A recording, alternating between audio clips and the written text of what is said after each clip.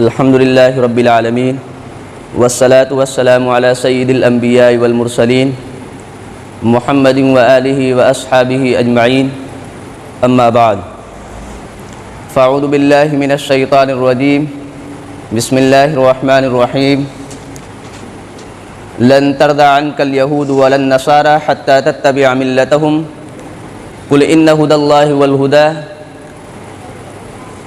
صدق الله العظيم وقال في موضع آخر ولن تجد لسنة الله تبديلا۔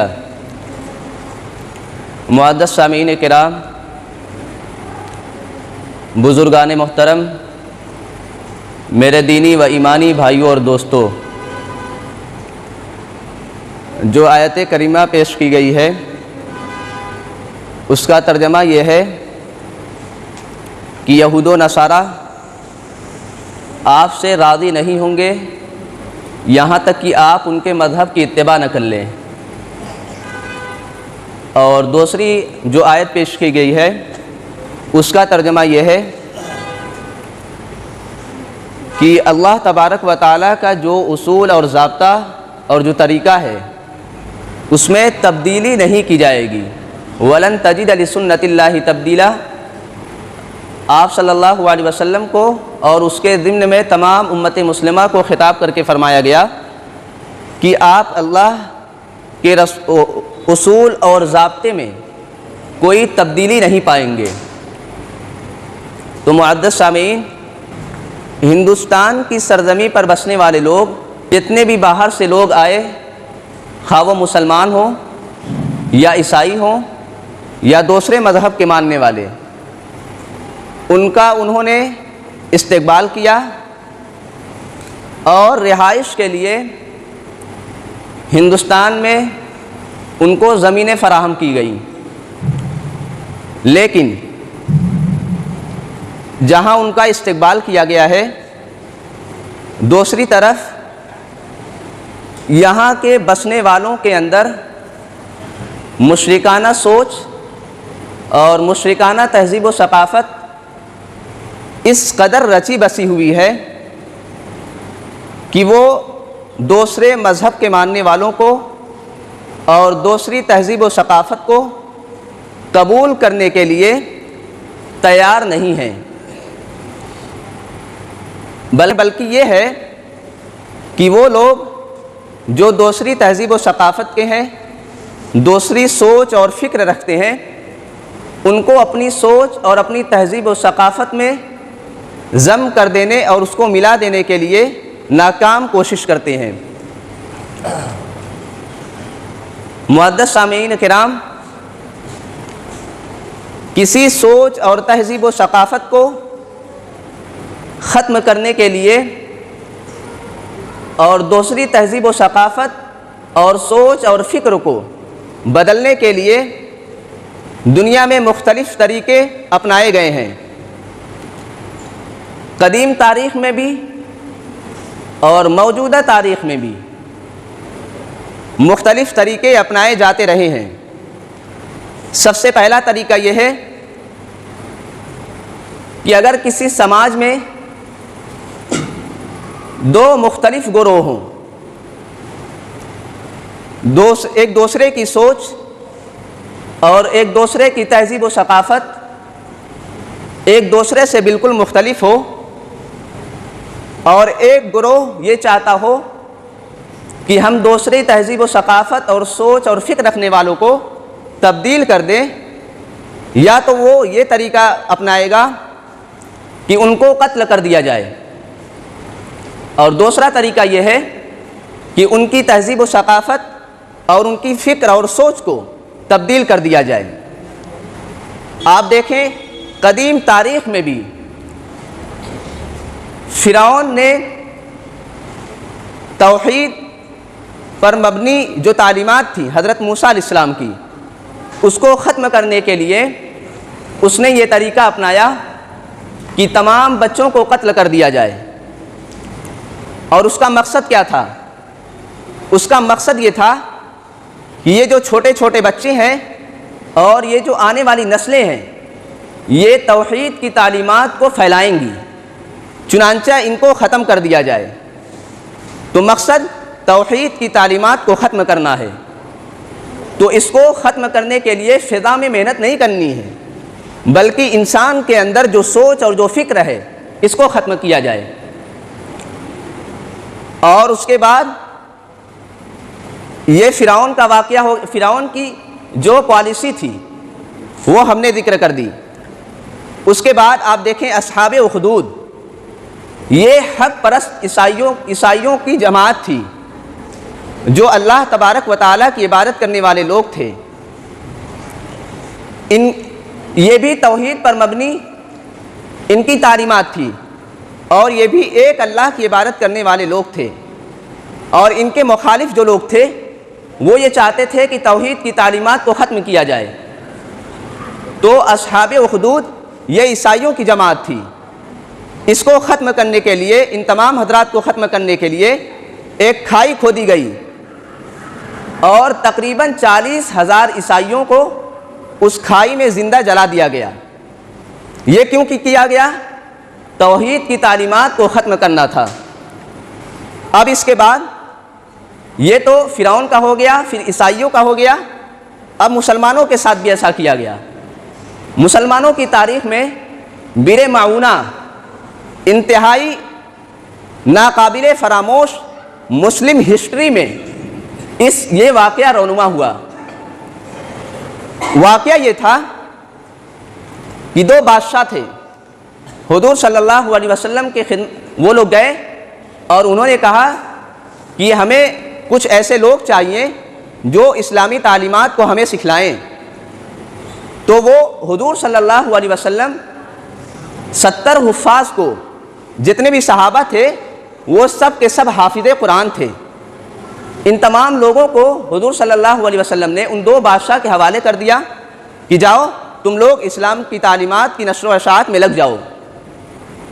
وہ جو دو بادشاہ حضور صلی اللہ علیہ وسلم کے پاس آئے تھے وہ اسلامی تعلیمات کو ختم کرنا چاہتے تھے، اور انہوں نے یہ طریقہ اپنایا کہ وہ جو 70 صحابہ جو حافظ قرآن تھے ان تمام لوگوں کو قتل کر دیا گیا۔ تو ہم نے آپ کے سامنے یہ بات عرض کر دی کہ کسی تہذیب اور ثقافت اور سوچ اور فکر کو ختم کرنے کا ایک طریقہ یہ ہے کہ ان تمام لوگوں کو سرے سے قتل کر دیا جائے، جیسا کہ فرعون نے کیا۔ اور دوسرا واقعہ اصحاب اخدود کا تھا، عیسائیوں کا، اور تیسرا واقعہ مسلمانوں کے ساتھ پیش آیا۔ تو معزز سامعین کرام، ایک تو قتل کر دیا جائے، اور دوسرا طریقہ یہ ہے کہ ان کی فکر اور ان کی سوچ اور ان کے عقائد اور نظریات کو تبدیل کر دیا جائے۔ یہ طریقہ کیسے اپنایا جاتا ہے؟ آپ دیکھیں، جب حضرت عیسیٰ علیہ السلام کے ماننے والے لوگ، ان کی تعداد دن بدن بڑھتی جا رہی تھی، اور یہ پورے ورلڈ میں جو لوگ صرف ایک اللہ کی عبادت کرتے تھے وہ صرف عیسائی تھے۔ تو اس زمانے میں جو ان کے مخالف نظریہ رکھنے والے لوگ تھے، جو ان کے مخالف سوچ اور فکر رکھنے والے لوگ تھے، انہوں نے فلسطین کی سرزمین سے تمام عیسائیوں کو مختلف علاقوں میں بھٹکنے پر مجبور کر دیا۔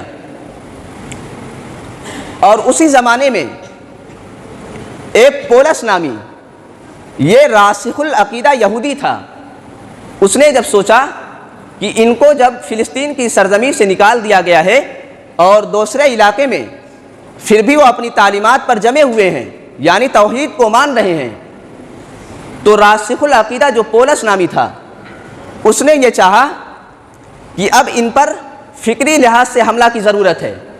ان کے مذہب کو تبدیل کرنے کے لیے عیسائیت کو اس نے اپنایا۔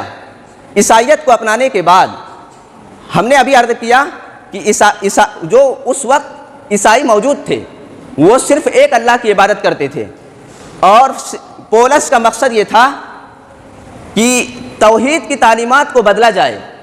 اس نے اس تعلیمات کو بدل کر 3 خداؤں میں تقسیم کر دیا۔ جیسے ہندوستان کی سرزمین پر 3 خداؤں کا تصور موجود ہے، ایک برہما، دوسرا وشنو، تیسرا شیو۔ یہ 3 خدا مانے جاتے ہیں۔ اور اسی طریقے سے اس زمانے میں روم کا بھی یہی مذہب تھا، یعنی 3 خدا مانے جاتے تھے۔ اور یہ یونان کا، روم اور یونان، اس زمانے میں ان کی تہذیب و ثقافت کا پورے دنیا پر بول و بالا تھا، تو اس نے 3 خداؤں میں تقسیم کر دیا۔ تو دیکھیں، پہلے تو وہ توحید پر مبنی تعلیمات ان کی تھی، اور اس تعلیمات کو ختم کرنے کے بعد اس نے کیا کیا؟ بیٹا، روح القدس اور باپ کی اصطلاح ایجاد کی۔ کرسچین میں عیسائیوں کی جو تعلیمات ہے، موجودہ جو تعلیمات ہے، وہ 3 خداؤں میں تقسیم ہو گئے ہیں۔ وہ باپ کو بھی مانتے ہیں، روح القدس کو بھی مانتے ہیں، اور بیٹا کو بھی مانتے ہیں۔ یہ 3 خداؤں کا مجموعہ کرسچین ہے۔ تو فکری لحاظ سے ان پر حملہ کیا گیا۔ پھر اس کے بعد ہندوستان میں آپ دیکھیں، جو گوتم بدھ تھے، ان کی جو تعلیمات یہ تھی کہ صرف ایک اللہ کی عبادت کی جائے۔ جو ہندوستان میں گوتم بدھ تھے، ان کی جو تعلیمات تھی وہ صرف ایک اللہ کی عبادت کی جائے، اور وہ اسی مشن کو لے کر کے اٹھے تھے۔ اور دوسرا مشن یہ تھا کہ جو برہمن کی جو تعلیمات تھی، اس میں یہ تھا کہ نسلی امتیاز اور علاقائی امتیاز کو برتا جاتا تھا۔ کچھ لوگ سماج میں اونچے لوگ کے ہیں اور کچھ لوگ کمتر ہیں۔ یہ برہمنوں کی تعلیمات تھی، جیسا کہ انہوں نے 4 کیٹیگری میں تقسیم کیا ہے: برہمن، چھتری، ویش، شودر، اور سب کی اپنی اپنی خدمات ہیں کہ کون کیا کام کرے گا اور کس کا کیا درجہ ہے۔ ان تمام کیٹیگری میں تقسیم کیا گیا۔ تو گوتم بدھ کی جو تعلیمات تھی، وہ ان تعلیمات کو ختم کرنا تھا۔ ختم کرنے کے بعد ان کو یہ پیغام دینا تھا کہ سماج میں سب ایک برابر ہیں، جیسا کہ اسلامی تعلیمات ہے: یا ایھا الناس انا خلقناکم من ذکر و انثی وجعلناکم شعوبا وقبائل لتعارفوا ان اکرمکم عند اللہ اتقاکم۔ ہم نے انسانوں کو کیٹیگری اور مختلف گروہوں میں جو تقسیم کیا ہے، یہ صرف اور صرف پہچان اور تعارف کے لیے ہے۔ سب سے بڑا آدمی وہی ہے سماج میں جو سب سے بڑا متقی اور پرہیزگار ہو۔ تو گوتم بدھ کی جو تعلیمات تھی، اس تعلیمات کو ختم کرنے کے لیے ایک راجا اشوک تھے، انہوں نے گوتم بدھ کو قبول کیا، اور انہوں نے اس مذہب کو، یعنی گوتم بدھ کی جو تعلیمات تھی، ان کے مطابق ایک اللہ کی عبادت کی جائے، اس کو بدل کر کے گوتم بدھ کو ایک اوتار مان لیا گیا۔ ان کو اوتار مان لینے کے بعد تمام لوگ ان کی پوجا اور ان کی مورتی بنانے میں لگ گئے۔ دیکھیں، جو برہمن ہیں یہ انتہائی چالاک اور ہوشیار لوگ ہیں۔ یہ کیا کرتے ہیں؟ اپنی جو کرائٹیریا ہے، اس کو دھیرے دھیرے بڑھاتے جا رہے ہیں۔ آپ سے پوچھیں گے آپ کس مذہب کو مانتے ہیں، آپ کہیں گے ہم اسلام کو مانتے ہیں۔ وہ آپ سے کہیں گے کہ ہم محمد کو ایک اوتار مان لیتے ہیں، لہذا آپ محمد کی مورتی بنائیے اور ان کی پوجا کرنے میں لگ جائیے۔ وہ ان کو اوتار ماننے کے لیے تیار ہو جائیں گے۔ کیوں؟ اس لیے کہ وہ اپنی جو کرائٹیریا ہے اس کو بڑھانا چاہتے ہیں، بڑھا کر کے آپ کو بھی شامل کر لیں گے۔ تو ہم نے عرض کیا، گوتم بدھ کی جو تعلیمات تھی اس کو راجا اشوک نے تبدیل کیا اور مورتی میں تبدیل کر دیا۔ اسی طریقے سے جو جین تھے، جین مت، یہ بہت بڑا فلسفیانہ مذہب ہے۔ اس کے 2 فرقے ہیں، دو فرقے ہیں خیر، اور ان کی بھی جو تعلیمات تھی صرف ایک اللہ کی عبادت پر مبنی تھی، اور برہمنوں نے ان کو بھی خوب چالاکی اور ہوشیاری سے، جو جین مت کے جو بانی تھے ان کو اوتار مانا گیا اور ان کی مورتی تیار کی گئی، اور تمام جین مت کو ماننے والوں کو ان کی مورتی کی پوجا میں اور ان کی عبادت میں لگا دیا گیا۔ ہم نے ابھی آپ کے سامنے عرض کیا ہے کہ ایک تو یہ ہے کہ اگر کوئی کسی تہذیب و ثقافت کو مانتا ہے، اس کو ختم کرنے کا طریقہ یہ ہے کہ اس کو قتل کر دیا جائے، اور دوسرا طریقہ یہ ہے کہ اس کی تہذیب و ثقافت اور اس کی سوچ کو تبدیل کیا جائے، اور تبدیل کرنے کا طریقہ یہی ہے جو یہاں کے تعصب پسندی کا نظریہ رکھنے والے ہیں، ان کے اندر یہ چالاکی اور ہوشیاری پائی جاتی ہے۔ تو معزز سامعین، گوتم بدھ ہو گئے، پھر جین مت ہو گیا. اب دیکھیں مسلمانوں کو بھی اس کا نشانہ بنایا گیا تھا. جب ملک آزاد ہوا تھا، جب ان کی فہرست تیار کی گئی، تو اب جیسے اگر کوئی آدمی ہے، کوئی بندہ ہے، تو اس کے جو ریلیجن ہوتا ہے، جو ایسے مذہب کے کھانے میں، تو اس زمانے میں کچھ مسلمان ایسے تھے، مذہب کے کھانے میں محمدی ہندو لکھا، اور کچھ مسلمان ایسے تھے جو مذہب کے کھانے میں حسینی برہمن لکھا. تو یہ تمام چیزیں مسلمانوں کے اندر بھی پائی جاتی تھیں. لیکن معزز سامعین کرام اور میرے مسلمان بھائیوں، اس زمانے میں ہمارے جو علماء کرام اور بزرگان دین تھے، جب دیکھا کہ مسلمانوں کی یہ صورتحال ہے کہ یہ اپنے آپ کو محمدی ہندو لکھ رہے ہیں، کوئی حسینی برہمن لکھ رہا ہے، تو انہوں نے چاہا کہ اس مشرکانہ سوچ اور ان کی فکر کو ختم کر دیا جائے. جو بھارت میں کہتے ہیں کہ مشرکانہ سوچ اور رسم و رواج ان کے ذہن و دماغ میں رچی بسی ہے، یہ کسی کو توحید پر مبنی تعلیمات کو قبول کرنے کے لیے ہرگز تیار نہیں ہوں گے. تو اس زمانے میں مجدد الفسانی اور حضرت مولانا قاسم نانوتوی رحمۃ اللہ علیہ، رشید احمد گنگوہی رحمۃ اللہ علیہ، ان تمام بزرگان دین نے سب سے زیادہ جس چیز پر فوکس دیا وہ توحید کی تعلیمات تھی کہ مسلمان بھارت میں صرف ایک اللہ کی عبادت کریں، اس کے علاوہ کسی کے سامنے سر نہ جھکائیں. آپ دیکھیں اورنگزیب عالمگیر رحمۃ اللہ علیہ کے کیوں فتنہ کھڑا کیا گیا ہے. جب کوئی بندہ کوئی مشن لے کر کے اٹھتا ہے، اگر کوئی اس کے مخالف اس کے مشن پر پانی پھیر دے تو اس کے ذہن اور اس کو دل و دماغ میں اس کے خلاف غصے کی آگ بھڑکتی ہے. تو اورنگزیب عالمگیر رحمۃ اللہ علیہ نے سب سے بڑا جو کارنامہ انجام دیا، وہ جو اس زمانے میں ہندوتو کی جو تعلیمات تھی، برہمنوں کی جو تعلیمات تھی، وہ چاہتے تھے کہ مسلمانوں کو مشرکانہ تہذیب و ثقافت میں ملا دیا جائے. تو ایک تو یہ ہے کہ اپنے پاور کا استعمال کیا جائے.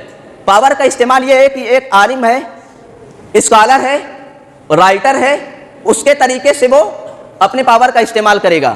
لیکن اورنگزیب عالمگیر رحمۃ اللہ علیہ نے سیاسی قوت کا استعمال کیا، اور انہوں نے اسی سیاست قوت کے ذریعے سے ان کی سوچ اور ان کے مشل کو کچل کر رکھ دیا.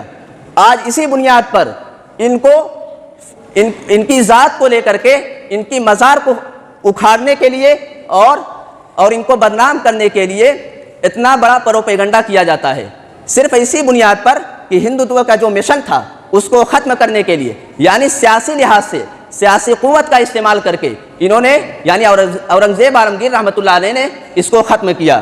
اللہ تبارک و تعالی ہم تمام لوگوں کو صحیح فکر پر اور اسلامی تعلیمات کی روشنی میں عمل کرنے کی توفیق بخشے.